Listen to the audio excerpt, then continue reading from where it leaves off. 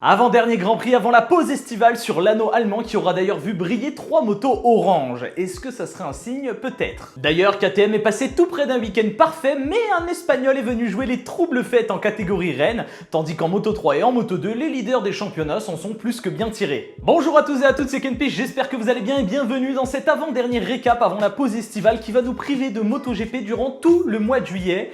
Oui, d'entrée de jeu, ça fait mal, je comprends bien. Mais pas de panique, nous on va continuer les vidéos, à commencer par ce récap. Commençons justement, si vous le voulez bien, avec la catégorie Moto 3 sur une course complètement folle. Au départ de celle-ci, c'est le japonais Tatsuki Suzuki qui fera le meilleur départ en prenant la tête des opérations dès le premier virage. D'ailleurs, le français Lorenzo Felon, qui est son coéquipier, a fait un excellent week-end lui aussi puisqu'il s'est qualifié 6ème sur la grille de départ, et aussi un bon départ puisqu'il gardera cette 6ème place durant les premiers tours. Derrière Tatsuki Suzuki, c'est son compatriote Kaito Toba et l'Italien Denis Foggia qui eux se rapprocheront pour tenter d'aller prendre la première position. Et très rapidement, un énorme groupe de 18 pilotes se forme et c'est encore une fois Pedro Acosta, parti 13ème sur la grille de départ, qui viendra jouer devant les troubles fêtes. Mais ce groupe se réduira petit à petit, d'abord par la chute de l'Argentin Gabriel Rodrigo qui sera victime d'un énorme high side, mais sans dommage pour lui. Bon, par contre pour la moto c'est une autre histoire. Puis c'est au tour malheureusement de Lorenzo Felon de chuter juste derrière Ryusei Yamanaka. En effet, le japonais a voulu éviter une chute, a freiné, Lorenzo n'a pas pu l'éviter et il est parti à la faute. Bon, pas de chance pour notre français, mais qui a par contre montré de très belles choses durant tout le week-end.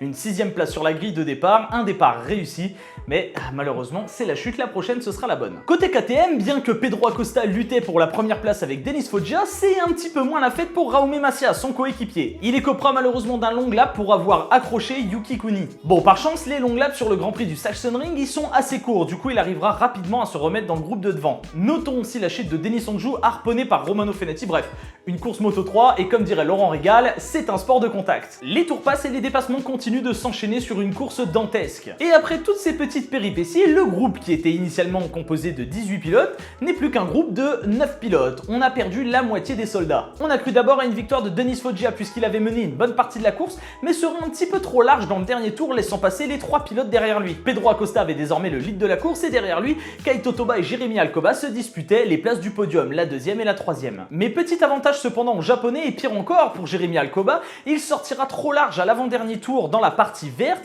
devra rendre une position mais ne la rendra pas à temps. Ce qui fait qu'une fois qu'il franchit la ligne d'arrivée en 3ème position, il perd le podium, il est déclassé. Au drapeau à damier, c'est l'excellent rookie Pedro Acosta qui vient une nouvelle fois s'imposer sur cette course Moto 3 devant le japonais Kaito Toba et du coup Denis Foggia qui hérite de cette 3ème place puisque Jérémy Alcoba s'est fait déclasser. Bref, une course Moto 3 comme on les aime et il était temps de laisser la place à la Moto 2 pour une course beaucoup plus calme comme à son habitude. Sûrement peut-être même l'une des plus calmes qu'on ait vues dans cette saison. Encore une fois, c'est une guerre psychologique que se sont livrés les deux pilotes en première et 2ème position, à la différence que cette fois, eh bien cette guerre elle s'est stoppée très vite, dès le 4ème tour. À l'extinction des feux, ce sont donc les deux pilotes KTM qui prendront le meilleur envol et mieux encore, en l'espace d'un tour, ils ont réussi à créer un écart avec leurs poursuivants. C'est donc Raúl Fernandez qui prenait les commandes de cette course, du moins pendant un certain temps, puisque Rémi Gardner, l'Australien, son coéquipier, ne s'est pas laissé faire et comptait bien aller gagner cette course et le doublera très rapidement. Mais comme je vous l'ai dit, cette lutte psychologique ne durera qu'un certain temps, plus exactement 4 tours. C'est au 4ème tour que Raúl Fernandez craquera sous la pression et partira à la faute, laissant son coéquipier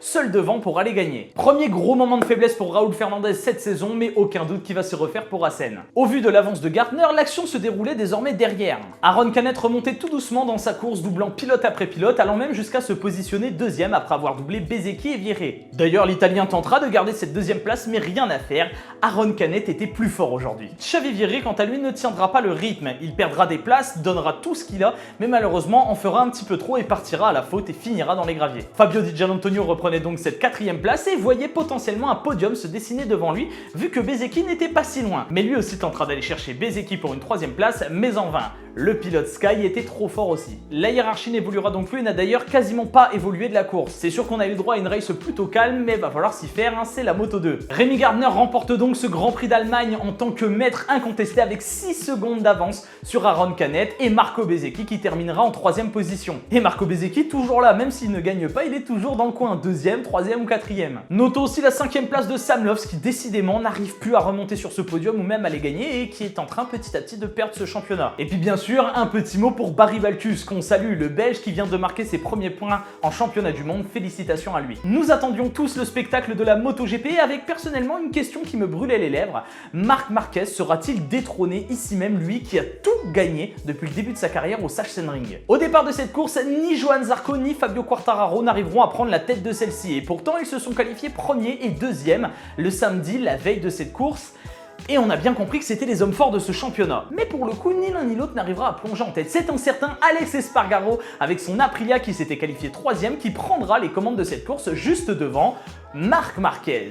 Et il aura fallu moins d'un tour pour que Marc Marquez double Alex Espargaro pour prendre les commandes de cette course et tentera même de s'échapper. Mais il tentera seulement, il n'y arrivera pas au début. Tout le monde était solidement roue dans roue, accroché au train de Marc Marquez. Derrière, Fabio Quartararo commençait à perdre un petit peu de terrain, laissant l'avantage à Jack Miller et Miguel Oliveira. Et c'est là qu'un événement va changer la donne pour certains dans cette course. Des gouttes de pluie commencent à tomber sur la piste et un drapeau blanc est agité, signifiant qu'une procédure de flag to flag était désormais autorisée. Les pilotes pouvaient changer de moto et partir avec des pneus pluie. Bien que personne ne rentrera au stand pour changer de moto, ça en a tout de même perturbé certains, dont, étonnamment, Johann Zarco. Je dis étonnamment puisque d'habitude, Johann Zarco est assez friand de ce genre de conditions et ça ne lui fait pas peur le changement d'adhérence. Et pourtant, le Français sera plus perturbé que prévu à ce moment-là. Il perdra beaucoup de positions comme c'est le cas d'Alex Espargaro. D'autres pilotes comme Marc Marquez, Jack Miller ou Oliveira, eux en profiteront et glaneront les places de ceux qui avaient plus de mal. Miguel Oliveira prendra l'avantage sur Jack Miller et partira en chasse de la Honda, en chasse de Marc Marquez. Oliveira se trouvait donc à ce moment-là à environ 2 secondes de Marc Marquez et il devait trouver une solution pour remonter. D'ailleurs, il arrivera à remonter même si les rythmes étaient de plus en plus élevés, mais il fallait faire attention de ne pas se mettre par terre. Et pour ça, il pouvait potentiellement, je dis bien potentiellement, compter sur le fait que Marc Marquez aurait pu baisser de rythme